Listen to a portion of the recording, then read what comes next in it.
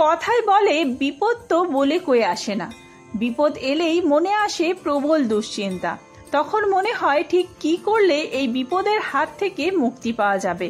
তাই মনে ভক্তি ও বিশ্বাস রেখে যদি মা বিপত্তারিণীর পুজো করা যায় তাহলে সমস্ত বিপদের হাত থেকে রক্ষা পাওয়া যায় এবং মনের সকল বাসনাও পূরণ হয়। দেবী দুর্গার 108 অবতারের মধ্যে অন্যতম এবং দেবী সংকট নাশিনীর একটি রূপ মা বিপত্তারিণী।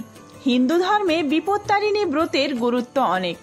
আষাঢ় মাসের রথযাত্রা থেকে উল্টো রথের মধ্যে যে শনিবার ও মঙ্গলবার পড়ে সেই দিনগুলিতেই বিপত্তারিণী ব্রত পালন করা হয়।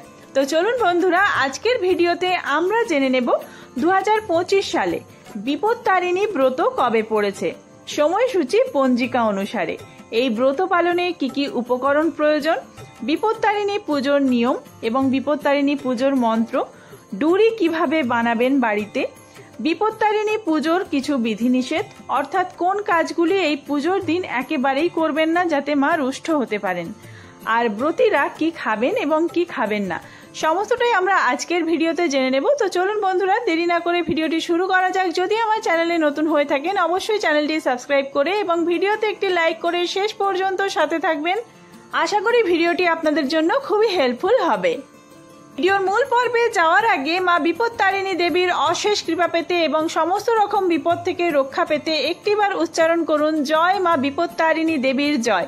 কমেন্ট বক্সে লিখুন জয় মা বিপত্তারিণী দেবীর জয়। হিন্দু ধর্মাবলম্বীরা মূলত বিপদ থেকে উদ্ধার পাওয়ার জন্য এই দেবীর পুজো করে থাকেন। সঠিক নিয়ম মেনে শ্রেষ্ঠ উপাচারে যদি এই ব্রত পালন করা হয় তাহলে খুব ভালো ফল পাওয়া যায়। এই পুজোয় দুর্বা ঘাসের সঙ্গে লাল সুতো বেঁধে হাতে পরার নিয়ম অত্যন্ত আকর্ষণীয়। মেয়েরা যেটি বাম হাতে পরেন এবং ছেলেরা পরেন ডান হাতে। এই সুতোই বিপত্তারিণীর ডোর বা বিপত্তারিণীর ডুরি নামে পরিচিত। মনে করা হয় এই সুতো হাতে বাঁধলে মায়ের কৃপায় সব বিপদ থেকে রক্ষা পাওয়া যায়। তো চলুন বন্ধুরা, এবার আমরা জেনে নেব এই বছর কোন দুদিন পড়েছে বিপত্তারিণী পুজো। প্রথম দিন 28শে জুন 13ই আষাঢ় শনিবার এবং দ্বিতীয় দিন যেটি মঙ্গলবার পড়েছে 1 জুলাই 16ই আষাঢ়। এই পুজোর একটা বিশেষ নিয়ম হলো সবকিছু 13টি করে উৎসর্গ করতে হয় দেবীকে। তবে এবার জেনে নেওয়া যাক ব্রত পালনে কি কি লাগে। ঘট, আম্রপল্লব, শীষসহ ডাব, একটি নৈবেদ্য, 13টি গিট দেওয়া লাল সুতো, সঙ্গে 13টি দুর্বা বাঁধা থাকবে, 13 রকম ফুল, 13 রকম ফল, 13 গাছি লাল সুতো, 13টি দুর্বা, 13টি পান ও 13টি সুপারি। এবার আমরা জেনে নেব বিপত্তারিণী পুজোর নিয়ম। ব্রতের আগের দিন নিরামিষ আহার গ্রহণ করতে হয়। উপবাস করে নিষ্ঠা করে সব উপকরণ দিয়ে মা বিপত্তারিণীর পুজো করতে হবে। আর মনে রাখতে হবে অবশ্যই সব জিনিস যেন 13টি করে থাকে। পুজোর শেষে 13টি লুচি এবং 13 রকমের ফল খেতে দেওয়া হয় প্রসাদ হিসেবে। পুজো হয়ে গেলে ঠাকুরের পায়ে অর্পণ করা হয় 13টি গিট দেওয়া লাল সুতো, যা কিনা বিপত্তারিণীর ডোর হিসেবে আমরা হাতে পরে থাকি। এই লাল সুতো মেয়েরা বাম হাতে এবং ছেলেরা ডান হাতে পরে থাকেন। এটি অন্তত 3 দিন হাতে রাখার নিয়ম রয়েছে। এরপরে আপনারা এই সুতো যদি হাতে বেঁধে রাখতে চান তাহলে সারা বছরও রাখতে পারেন অথবা জলে ভাসিয়ে দিতে হবে। আপনারা বাড়িতেও বিপত্তারিণীর ডোর বানাতে পারেন, তবে তার আগে আপনাদের ওই লাল সুতো এবং দুর্বা মায়ের কাছে পুজো দিয়ে নিয়ে আসতে হবে। অথবা আপনারা 13টি গিট বেঁধে তার সাথে 13টি দুর্বা বেঁধে সেই ডোর আপনারা মায়ের কাছে পুজো দিয়ে এসে তবে সেটি বিপত্তারিণীর ডুরি হিসেবে হাতে পরবেন। আর পুজো শেষে অবশ্যই আপনাদের মায়ের ব্রত কথা শুনতে হবে, এতে আরো বেশি ভালো ফল লাভ করা যায়।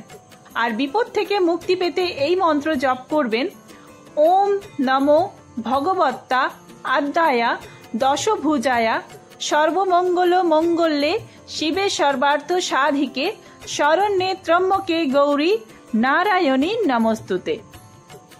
এবার আমরা জেনে নেব বিপত্তারিণী পুজোর কিছু বিধিনিষেধ। বিপত্তারিণী পুজোর আগে ও পুজোর দিন আমিষ খাবেন না। আগের দিন নিরামিষ আহার গ্রহণ করতে হবে এবং পুজোর দিনও নিরামিষ আহার গ্রহণ করতে হবে।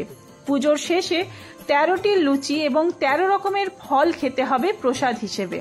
তবে চাল বা গমের কোনো জিনিস খাওয়া একেবারেই যাবে না। কোনো অপরিচ্ছন্ন স্থানে বিপত্তারিণী পুজো করবেন না, নয়তো ঘরের সুখ শান্তি নষ্ট হবে। পুজো চলাকালীন কারো সঙ্গে কথা বলবেন না, এর ফলে দেবী রাগান্বিত হতে পারেন এবং অর্থ সম্পর্কিত সমস্যা শুরু হতে পারে। সেই সঙ্গে ব্যবসায় ক্ষতি, বাড়িতে অসুস্থতাও দেখা দিতে পারে। বিপত্তারিণী পুজোর সময় কখনোই কাউকে অপমান করবেন না, এমনকি এদিন কোনো মহিলার সম্পর্কে কুরুচিকর কথা বলবেন না বা পরচর্চা করবেন না, এতে মা লক্ষ্মী ক্রুদ্ধ হন। এদিন পরিবারের নিকট সদস্য ছাড়া কোনো ব্যক্তিকে টাকা দেবেন না ও নিজেও ধার করবেন না। মনে করা হয় এই সময় প্রদত্ত অর্থ ফেরত আসে না। এই পুজোর দিন পরিবারের কোনো সদস্য মদ্যপান করবেন না, মদ্যপান এড়ানো উচিত। বিপত্তারিণী পুজোর দিন কাউকে চিনি দেবেন না। আর যদি বিপত্তারিণীর ডোর হাতে বাঁধেন, অবশ্যই 3 দিন রাখার চেষ্টা করবেন, তার আগে খুলে ফেলতে নেই। 3 দিনের পর আপনারা এই ডোর খুলে ফেলতে পারেন। তবে মঙ্গল, শনি এবং বৃহস্পতিবার এই 3 দিন আপনারা এই ডোর হাত থেকে খুলবেন না। খুব তাড়াতাড়ি নতুন কোনো ভিডিও নিয়ে আসছি, সেই সমস্ত ভিডিও দেখার জন্য অবশ্যই চ্যানেলটি সাবস্ক্রাইব করে সাথে থাকবেন। আর ভিডিওটি হেল্পফুল হয়ে থাকলে বন্ধুদের মধ্যে অনেক অনেক বেশি শেয়ার করবেন। কোনো ভুল ত্রুটি হয়ে থাকলে অবশ্যই কমেন্ট করে জানাবেন।